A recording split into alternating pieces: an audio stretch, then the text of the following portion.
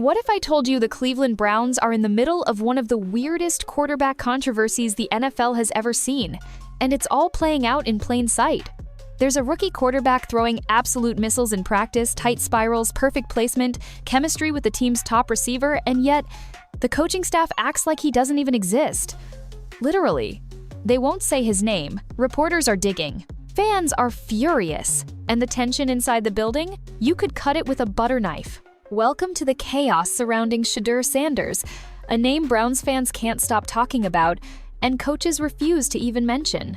Meanwhile, the guy actually getting the reps, Dylan Gabriel, is out here getting knocked over by equipment managers. He's taking sacks like it's a hobby, missing basic reads, and sparking more memes than completions.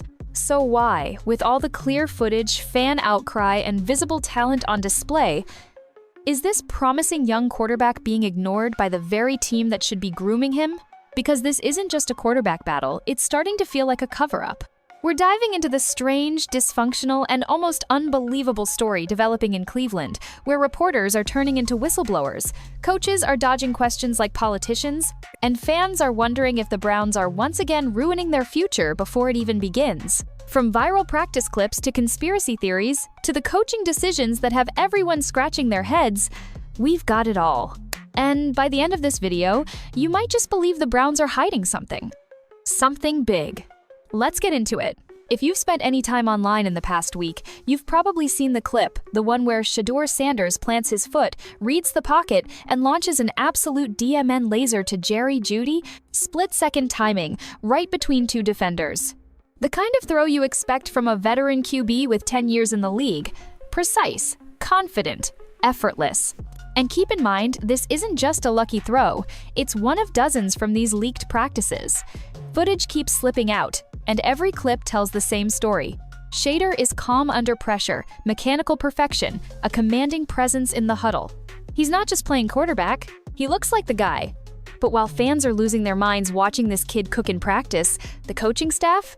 Completely silent. No recognition, no praise. They're acting like this footage doesn't exist. Or, worse, that he doesn't exist. Now let's talk about the guy actually getting first-team reps, Dylan Gabriel. Because while Shedeur is out here throwing seeds across the field, Dylan is, well, getting roasted online for getting knocked off balance by an equipment manager. I'm not exaggerating.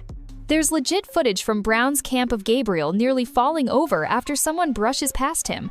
Not a linebacker, not a blitz, just a regular staffer. The internet did what it always does, clipped it, looped it, memed it to oblivion. Some fans said it perfectly. Dylan Gabriel throws 5-yard checkdowns like it's a full-time job. Others called him a career backup being forced into a starter's uniform. Harsh? Maybe. But inaccurate? Not really. Because when you roll the tape on Gabriel college film and what little he's done in Cleveland, it's all short passes, safe decisions, minimal risk, and even less excitement. Forget aggressive reads or big playability. This guy plays quarterback like an accountant, cautious, technical, and somehow sleep-inducing. Now, ask yourself this. How is this the quarterback the coaching staff is backing, especially when Shedeur is clearly outshining him in practice? And it's not just fans saying this. Some of the loudest voices in Cleveland media are wondering the same thing. The throws Shedeur is making aren't easy. They're not manufactured by clean pockets or fluff drills. These are heavy NFL-caliber passes. Read, react, process, release all in real time. He's giving Jerry Jeudy something real to work with. And Jeudy? You can see it in his body language, he knows. We're talking about a wide receiver who's played with Pro Bowl-level quarterbacks. He's not easily impressed, but with Shedeur, he's hyped, he's engaged. The connection looks organic, fluid, and ahead of schedule. That doesn't happen by accident. So why isn't that being valued by the staff? Let's dig deeper. When this practice footage started going viral, you'd think any coaching staff would at least acknowledge the obvious upside, maybe hedge a little. Maybe say something like, yeah, Shedeur's been making strides. We're evaluating all options. But in Cleveland? We heard crickets. Not one coach stepped forward to praise the guy even casually. It's like they're deliberately ignoring what every other football-literate person can see. Here's where things start to feel off, not just weird, but intentional. Like someone upstairs made a decision to push one QB and freeze out the other, regardless of what the tape shows. We'll get deeper into that in the next section, but make no mistake what we're seeing from Shedeur in these practice tapes. This isn't normal rookie development. It's accelerated. He looks ready right now. And if that's what he looks like in practice, imagine what he could do with real game reps, real defenses, real pressure. That's what makes this entire situation so maddening. Because while fans are asking for Shedeur to get legitimate reps, the team keeps doubling down on the safe option, the guy who makes fewer mistakes, mainly because he takes fewer risks. The guy who plays like he's afraid of what might happen if he tries something downfield. But here's the truth. You don't win in the NFL by playing not to lose. You win by trusting players with elite potential to make big plays. And by every visible metric, Shadur Sanders has big play written all over him. The evidence isn't speculative. It's all over social media. It's in those leaked practice clips. It's in the body language of receivers. It's in the buzz from reporters on the ground who've watched these practices live. So where's the disconnect? How can thousands of fans and seasoned journalists all be watching this kid shine in practice, while the coaching staff keeps acting like they've got nothing to work with? This isn't just about quarterback depth charts. This is turning into something more, something personal, something political. And what's coming next takes this story from frustrating to flat-out strange. You know what's worse than being benched? Being ghosted by your own organization. That's exactly what's happening right now with Shadur Sanders, because while he's out here making headlines with every throw, the Cleveland Browns coaching staff has gone radio silent. Literally. They've stopped saying his name entirely. No interviews, no quotes, no acknowledgement whatsoever. 8 press conferences, 0 mentions. Not one time has head coach Kevin Stefanski referred to Shedeur by name, not as a quarterback, not as a developmental prospect, not even in passing. Think about that for a second. You've got a rookie QB lighting up practice, generating hype, battling for a starting job, and your head coach is pretending he doesn't exist? That's not just weird, that's calculated. This isn't some overlooked third stringer. This is a player being evaluated for a spot that could define the future of your franchise. And yet, Stefanski is treating him like a deleted scene in a movie that never made the final cut. It gets worse. Offensive coordinator Tommy Rees, who's supposedly overseeing this quarterback competition, was just asked directly about Dylan Gabriel's struggles. They pressed him. They challenged him. His response? A full-blown monologue defending Gabriel like he was under cross-examination by Congress. Every missed throw, every late read, every sack, Rees had an excuse ready to go. Blamed the O-line. Blamed the timing. Blamed the play call. Anything but the quarterback. Then came the question about Shedeur. Suddenly, the energy changed. Rees got stiff, brief, evasive. He dodged the question, dropped some vague, "we're evaluating everything" line, and moved on faster than a bad Tinder date. Are you seeing the pattern? It's not just favoritism. It's intentional avoidance. Shadur isn't just being benched. He's being erased. And that's where this whole saga goes from confusing to downright shady. Why are the Browns publicly and systemically shutting down any conversation around one of the most promising quarterbacks on their roster? No updates on his progress, no sound bites for fans, no generic "he's improving every day" coach speak, nothing. He's Voldemort now. He who must not be named. Only instead of wearing a dark cloak, he's wearing brown and orange and throwing perfect bombs in practice. You don't run a football team like this unless something deeper is going on. And the Cleveland media? They've had enough. Veteran reporter Tony Rizzo has been hammering this story all week, and he's not holding back. He's called the coaching staff's behavior incomprehensible and embarrassingly transparent. He even went so far as to say Stefanski is either checked out or deliberately sabotaging the team to prove a point. That's big. Because this isn't a YouTube guy fishing for views. This is a veteran Cleveland reporter who's been covering this team longer than most of the coaching staff has been in the league. And he's telling fans, this is not normal. He even pulled receipts going back through every media session to track how often Shedeur has been publicly shut out of the conversation. The numbers don't lie. There's a freeze-out happening. Strategically, systematically. Which leads to the most important question yet. Why? Is this personal? Is there drama between Shedeur's camp and the coaching staff? Is Stefanski trying to send some kind of message? Or is this simply about control choosing his guy over the one the fans and the internet are rooting for? No one on record will admit to anything, But behind the scenes, insiders are whispering, and reporters like Rizzo are starting to theorize maybe Stefanski doesn't see Shedeur as his guy. Maybe he's threatened by all the attention. Maybe. Just maybe. The Browns never wanted this controversy to happen in the first place. And now, instead of letting performance dictate opportunity, they're burying it. Which brings us to the real tragedy. This situation isn't even about who's better anymore.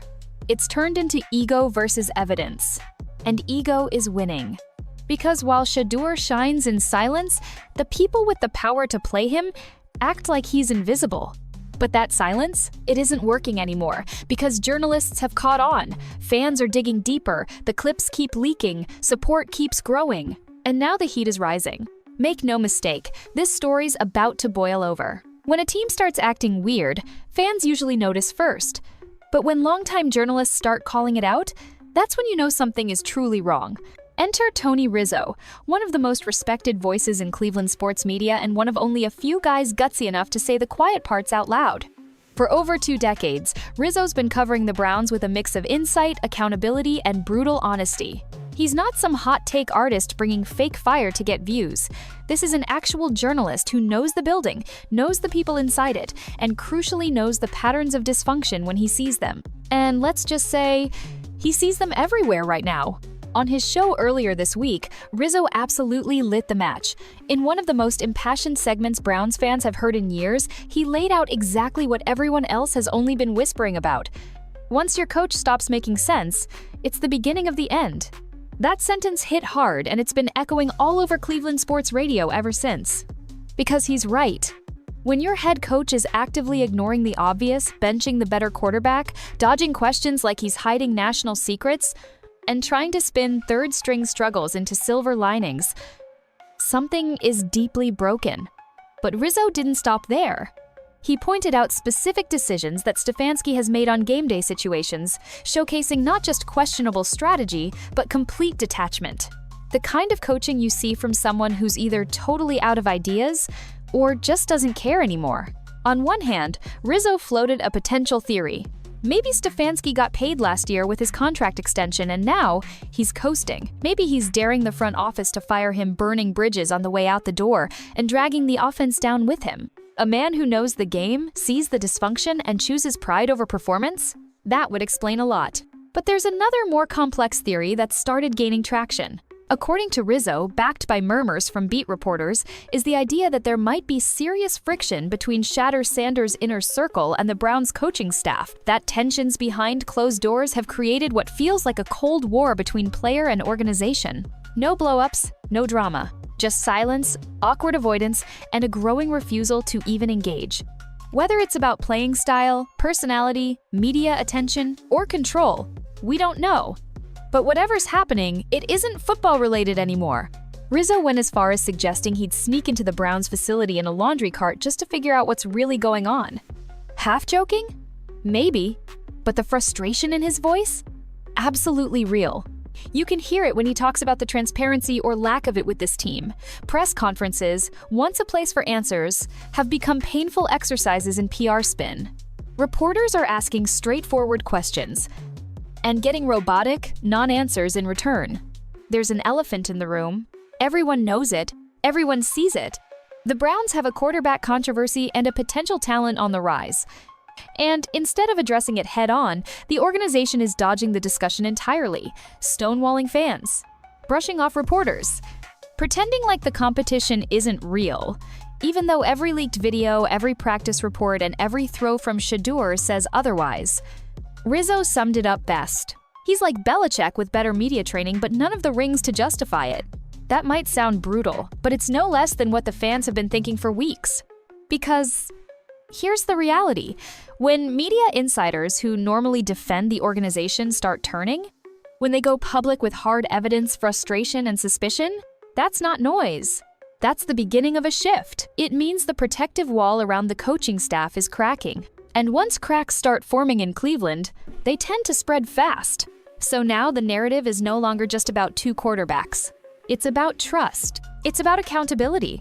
And it's about how long the Browns front office is willing to let this dysfunction fester before they risk losing their fan base and maybe even their locker room. But this rabbit hole goes even deeper. Because what's happening during games might be even more revealing than what's not happening in practice. By now, everybody has an opinion on the Cleveland Browns quarterback mess. But let's be honest, what's really fueling this fire isn't just fan hype or viral tape. It's what's happening on the field when it actually counts. Because while Shadur Sanders is out here stacking clips and building chemistry in practice, Dylan Gabriel is on the field and falling flat. Week after week, situation after situation, it's the same story. Let's break down just a few of the recent moments Browns fans can't stop replaying, and not in a good way. 4th and 1. Game on the line. All you need is a single yard. You've got elite talent in the backfield, you could hand it off and trust your running back to fall forward. But what does Gabriel do? He panics, drops back, holds onto the ball, doesn't throw, takes a sack. A sack. On 4th and 1. It's not just the wrong decision, it's the kind of play that makes people question your football instincts altogether, and that was just the opening act. Later that same game, 12 seconds left in the half, no timeouts, field goal range.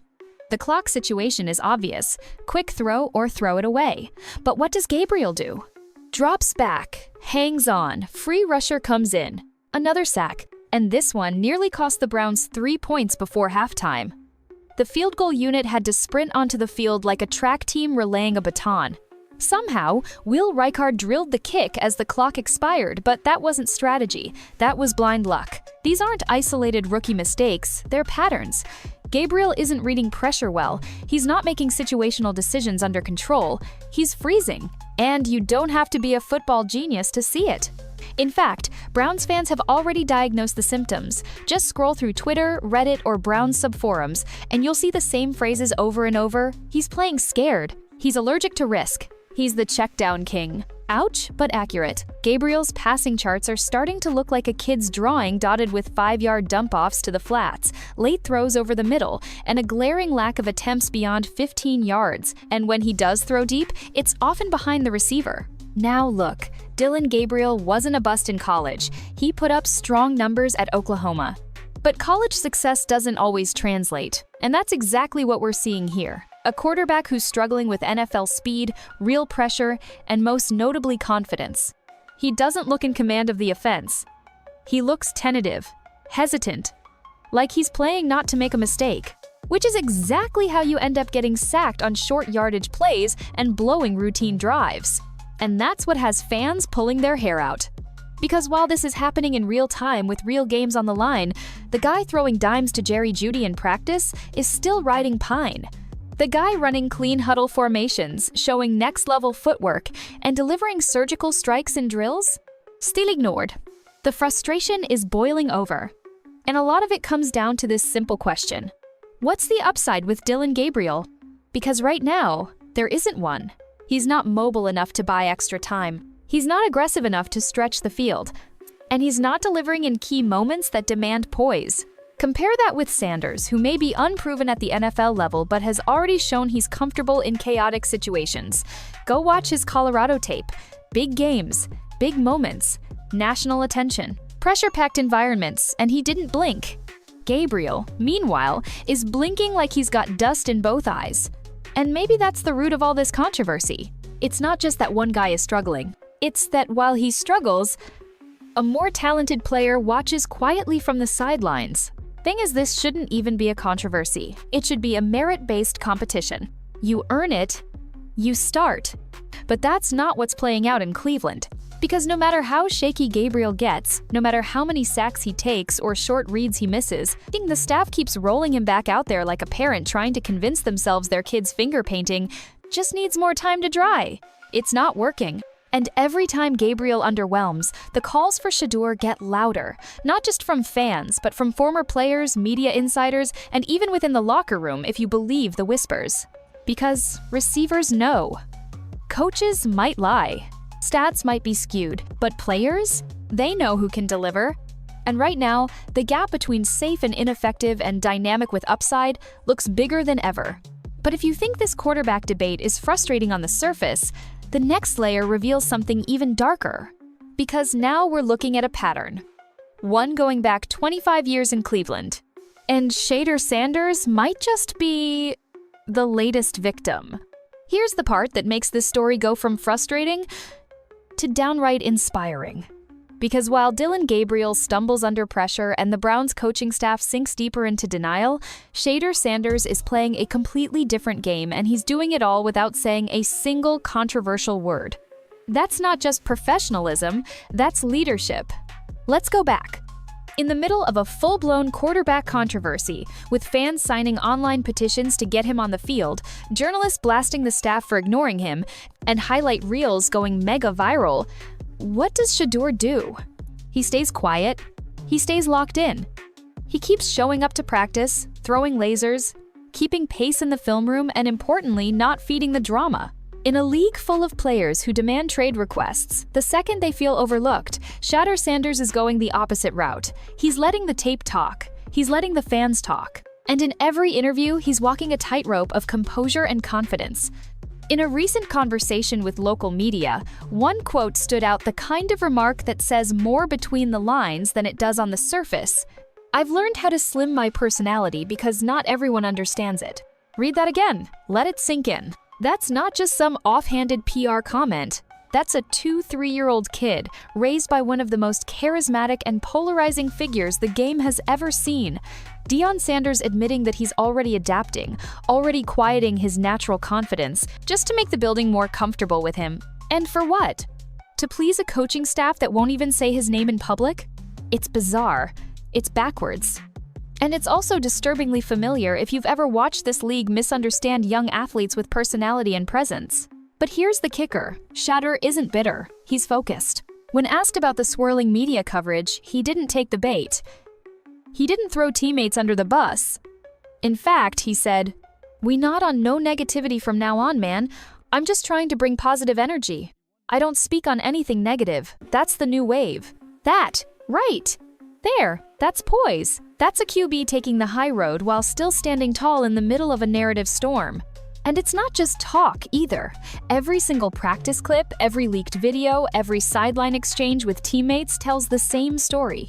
He's focused. DUR. He's a natural communicator. 2. And most importantly, guys respect him.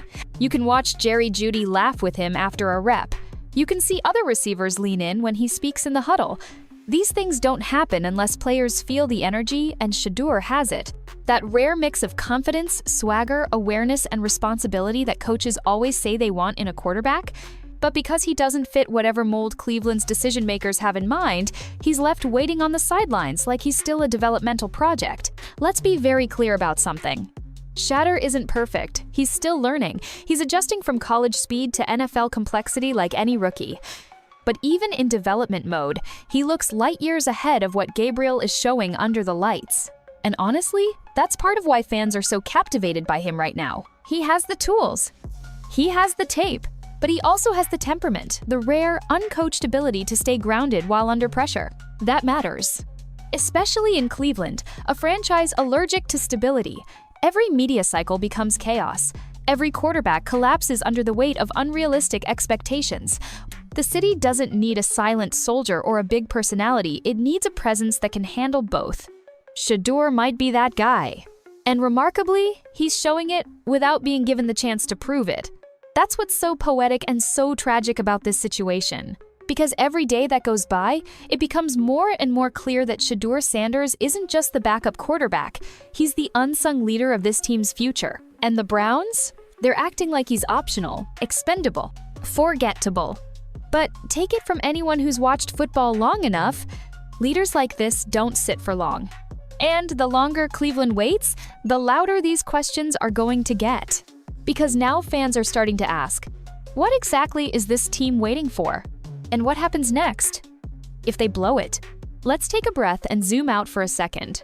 Because what's happening with Shadur Sanders right now, it's not just frustrating, it feels familiar. Painfully, heartbreakingly familiar. See, this isn't just about two quarterbacks. This is about a franchise with a 25-year reputation for doing exactly this, taking talented signal callers, surrounding them with chaos, and setting fire to any hope the moment it starts to glow. Since returning to the NFL in 1999, the Cleveland Browns have managed to do something truly rare. They've failed at quarterback every single way you can imagine. You want first-round flameouts? Tim Couch in 1999, tossed to the Wolves with no O-line protection, ruined before he ever had a chance. Trying to resurrect damaged prospects? Brady Quinn. Brandon Whedon. Guys brought in with hope and dragged out with regrets.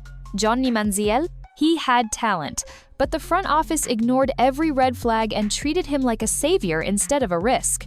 Deson Kizar? Thrown into a broken system far too early, never recovered. Baker Mayfield? Promising start, playoff win, then sudden collapse. Poor handling by the coaching staff plus locker room noise? You already know how that story ended. And then there's the most recent headline stealer of them all, Deshaun Watson. The one the franchise threw multiple first-round picks at in desperation. The one they gave a historic, fully guaranteed contract to. The one whose off-field issues nearly broke the fan base in half before he ever took a snap. Let's be honest, the Browns haven't just failed to find their guy. They've systemically demolished every quarterback they've brought in. So now, here we are again. Another quarterback enters the picture.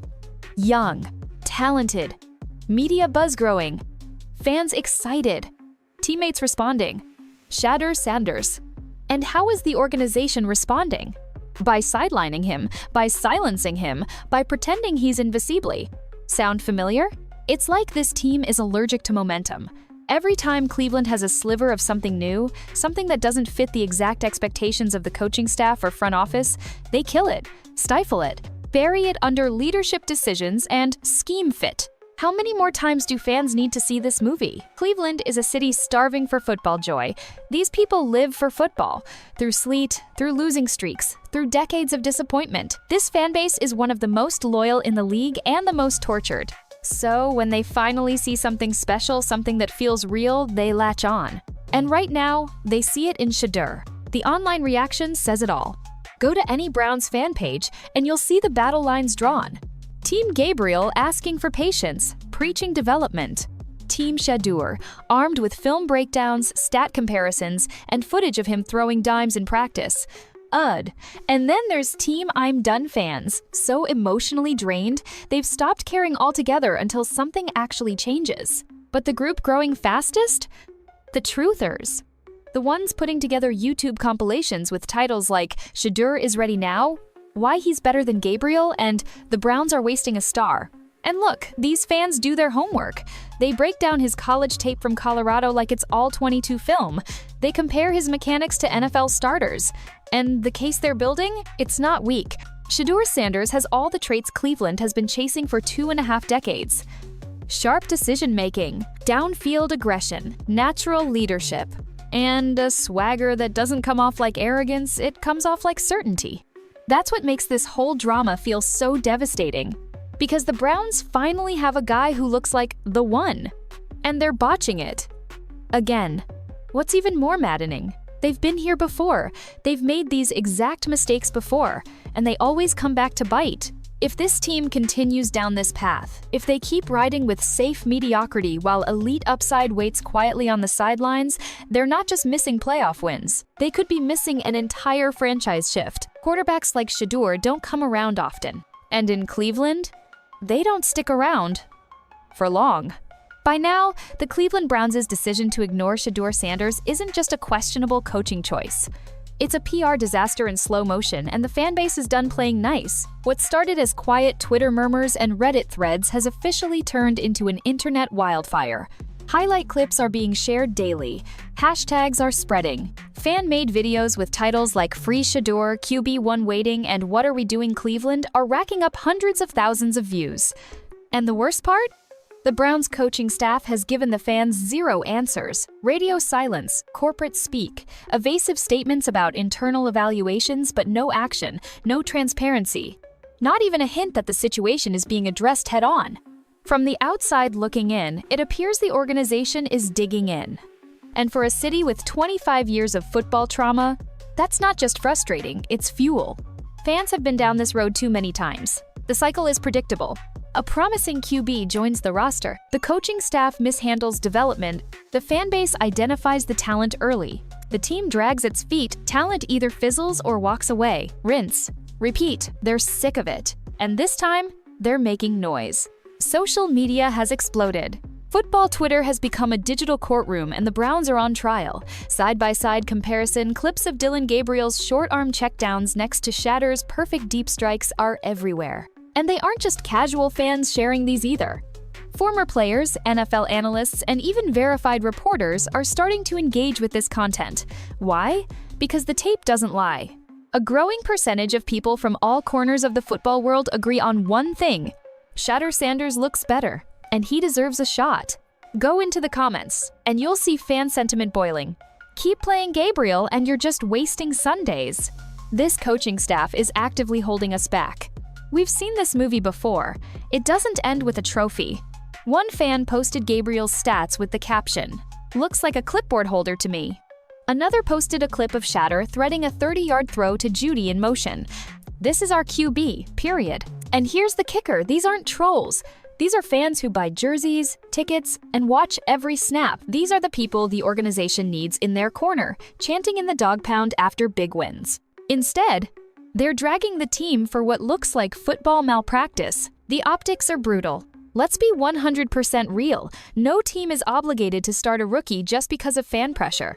But when every visible metric points toward upside being ignored in favor of underperformance, you better have an answer or fans are going to assume the worst. And that's already happening. The optics right now? They're a mess. You've got a composed, confident, and flashy young QB connecting with the team's top receiver, saying all the right things, working his A** off in silence, versus a protected, underperforming starter who's nearly been knocked over by staffers during walkthroughs and gave up 2 drive-killing sacks in critical moments. So when fans look at those two realities side by side and still see Gabriel taking the first snap on Sunday, they don't see strategy. They see favoritism. They see ego over performance. They see a stubborn coaching staff doubling down on a mistake just to protect their pride. And you know what? They might be right. Because every week that fans are told, "We're going with Gabriel," the coaching staff gets further and further disconnected from the pulse of this fan base. A fan base that has always been supportive even through losing seasons, but is now starting to ask, why are we the only ones who can see what's right in front of us? And with each incompletion, sack, or press conference dodge, the cries for Shadur get louder, stronger, more unified. This isn't just a quarterback controversy. It's becoming a fan mutiny. Tension at a boiling point. You can feel it in the post-game call-in shows. You can see it in the signs being held up in the stands. You can feel it on Browns Twitter, which now practically refreshes on a Shadur highlight loop. And the Browns? They're running out of room. Because football fans forget a lot, they'll forgive bad games, bad calls, and even bad seasons. But they don't forget when they were right. And nobody listened. And if Shadur Sanders ends up being what they think he is, QB1 material, mentally mature, and ready to lead, this won't just be a missed opportunity. This will go down as another chapter in the franchise's failure file. And trust me, Browns fans aren't just reading that file anymore. They're writing the next page themselves. Tick, tick, tick. Every sack Dylan Gabriel takes. Every first down the Browns don't convert. Every press conference dodged with another recycled, empty quote. It's all part of the countdown. Because while the Browns continue playing the safe hand, the rest of the football world is watching the situation evolve into one of the most bizarre quarterback fiascos in recent NFL history. And make no mistake, this isn't just about quarterback controversy anymore. This is about timing, reputation. And what happens when an NFL franchise willingly ignores the writing on the wall for too long? The window is closing. Cleveland isn't 8-2. This isn't a veteran team trying to protect playoff seeding. This is a team struggling for wins, clawing to stay relevant, and desperately needing a spark. This isn't the time to stay the course. This is the moment when great coaches make bold calls. When teams say, enough is enough, let's see what this kid can do. But in Cleveland, it's just more stonewalling, more Gabriel, more excuses, and the consequences are catching up. Stefanski's seat is getting hotter. It wasn't long ago that Kevin Stefanski felt secure, even safe. A fresh contract extension, a team that finally looked like it had an identity. But suddenly, all of that is on the verge of vaporizing. Why? Because every week Sanders remains sidelined, Stefanski's competence is being openly questioned not just by fans, but now by analysts, media voices, and even some former NFL players. The phrase coaching malpractice started as a meme. Now it's reality. And Tony Rizzo said it best. When your coach stops making sense, it's the beginning of the end. Right now, that's not just poetic. That's factual. Not because Gabriel is bad, let's be fair, he's a solid conservative signal caller who might thrive in the right environment. But that's just it, this isn't the right environment. The Browns don't need a safe option. They need life. They need leadership. They need a quarterback who can change the momentum of a game, not just manage it. And inside that facility, they already have one. This isn't just about talent anymore, it's about optics. Every week that Stefanski trots Gabriel back on that field, while Shedeur slings elite-level passes in practice, the picture forms more clearly. A. Coaching staff protecting their narrative. A front office avoiding friction. T. And a football team slowly imploding in public. The fans see it. The media sees it. The locker room? Don't underestimate them, they see it too. Because players more than anyone know who can ball. The chemistry between Shedeur and Jerry Jeudy? That's not manufactured. That's not hype. That's real. And nothing kills locker room morale faster than seeing your most talented guys buried on the depth chart while the guy in front of them flinches in crunch time. If the Browns continue to stall, let's ask the real question. What happens? If Dylan Gabriel continues to underperform and Stefanski stubbornly refuses to let Shedeur even touch the field, the ending writes itself. Coaching jobs lost. Not just Stefanski, but Tommy Rees, whose long, rambling defenses of Gabriel are starting to age like milk. If the kid he's riding with keeps losing games, it won't be long before fans and ownership start holding receipts. Front office accountability. Why draft Shadur Sanders if you were never going to give him an opportunity? What was the plan? Is there internal conflict that's affecting roster decisions? If so, that says more about organizational dysfunction than any depth chart ever could. Shadeur's passion's tested. He's said all the right things, handled it like a pro. But if this continues, how long before his camp steps in with questions about his future in Cleveland? You don't sideline a gifted prospect forever and expect them to stay silent. Quarterbacks move, people talk, and there's always another franchise looking for a spark, a system that fits, a fresh start. Cleveland needs to ask itself a brutal question right now. Realistically, how many more quarterbacks can this franchise afford to run off? Because if Shedeur ends up becoming what his talent suggests and the Browns never gave him a true shot, this will go down not as some developmental delay, but as one of the biggest missed opportunities in modern NFL history. And for a team that's known more for what went wrong than what went right, that's a legacy they simply can't afford to repeat. You'd of the moment of truth is coming. Whether by injury or desperation or full-scale revolt from the fan base, Shadur Sanders is going to get his shot. It's not a matter of if, it's when. And when that day comes, the Browns will either be vindicated for waiting or exposed for burying a star in the name of stubbornness. Because every highlight clip, every sideline moment, every unanswered question, all of it is piling up, game by game, week by week, turning into undeniable momentum. And Cleveland's decision makers? They're officially on the clock.